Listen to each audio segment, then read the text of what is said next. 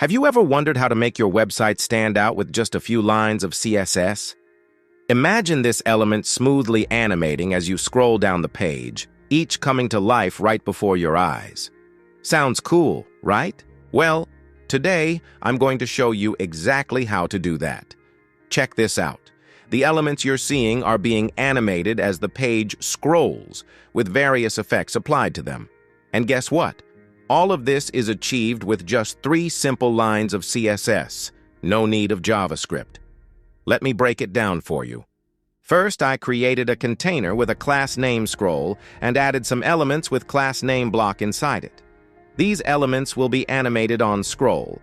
You can see the text and block elements here, each with different sizes and colors representing various elements of a website.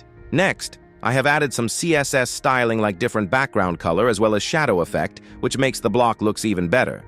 After that, I created an animation called Reappear, where inside the from, the opacity is initially set to 0 and the scaling is at 0.5. Then, inside the 2, I set the opacity and scaling back to 1. This simple animation gives a smooth and polished effect. Now notice how the animation is happening for all elements at once when the page is reloaded. But that's not what we want.